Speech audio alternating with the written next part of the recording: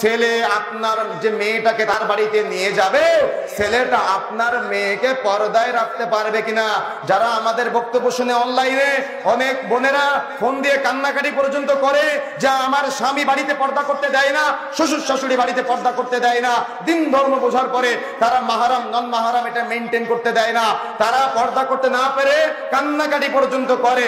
আপনার জন্য আপনার স্ত্রী আজকে রাস্তায় কাজ করে, আপনার জন্য আপনার স্ত্রী আজকে গার্মেন্টসে কাজ করে, আপনার জন্য আপনার স্ত্রী আজকে ঘরের বাইরে বের হওয়া শিখেছে। মনে রাখার চেষ্টা করবেন, কোন নারী একা একা বাড়ির বাইরে যেতে পারে না, মাহারাম ছাড়া কোন নারী একা একা বাজারে যেতে পারে না, মাহারাম ছাড়া কোন নারী একা একা স্কুল কলেজে যেতে পারে না, মাহারাম ছাড়া কোন নারী একা একা মাদ্রাসায় যেতে পারে না, মাহারাম ছাড়া কোন নারী একা একা ভার্সিটিতে যেতে পারে না, মাহারাম ছাড়া কোন নারী একা একা ঈদের মার্কেট করতে পারে না, মাহারাম ছাড়া কোন নারী একা একা রাস্তাঘাটে যেতে পারে না, বাড়ির বাইরে যেতে পারে না। আপনার স্ত্রী তো সবসময় বাড়ির বাইরে থাকে, আপনি আল্লাহর কাছে কি জবাব দিবেন? কথা বুঝতে পারেন নাই? কথা বুঝতে পারেন নাই? সুতরাং আমাকে পরিবর্তন হতে হবে, আপনাকে পরিবর্তন হতে হবে, আমাকে বোঝার চেষ্টা করতে হবে, আপনাকে বোঝার চেষ্টা করতে হবে। কথা নতুন মনে হলেও আপনাকে মানতে হবে, নতুন মনে না হলেও আপনাকে মানতে হবে। এটা হলো শরীয়তের বিধান। সুতরাং এটা হলো বিবাহ করার আগে মেয়ের পিতা যারা আছেন এটা আপনারা ফলো করবেন।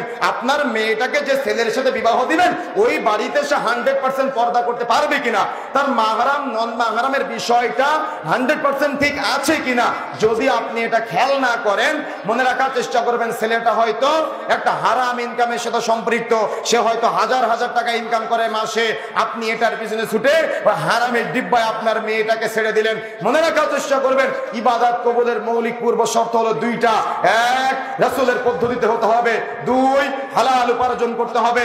যদি ইবাদত রাসূলের পদ্ধতিতে না হয়, যদি হালাল উপার্জন না থাকে, ওই ইবাদত আল্লাহর দরবারে কবুল হবে না। আপনি আপনার মেয়েটাকে যে হারামের ডিব্বায় বিবাহ দিলেন, আপনার মেয়েটার কি নামাজ রোজা কবুল হবে? কথা বুঝতে পারেন না?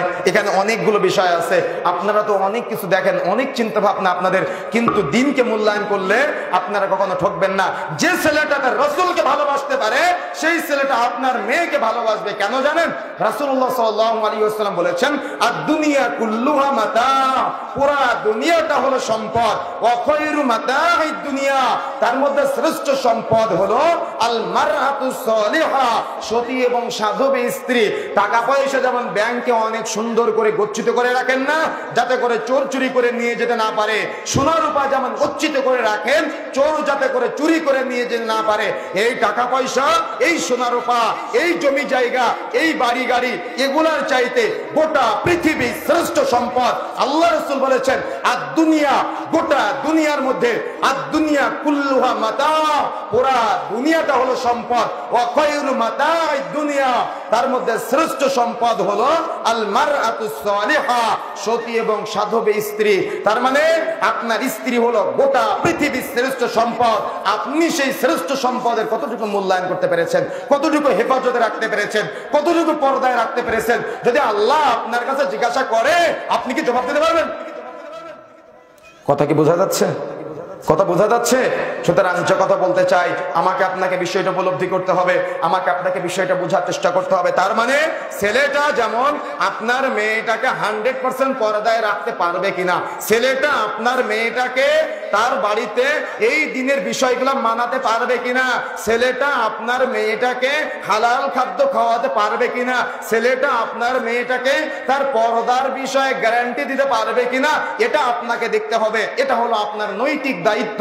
সুতরাং যে কথা বলতে চাই, এখন আপনি সুন্দর করে ছেলের মধ্যেও দিনদারিতা দেখলেন, মেয়ের মধ্যেও দিনদারিতা দেখলেন, ছেলে মেয়ে উভয়ে দিনদার হিসেবে পেয়ে গেলেন।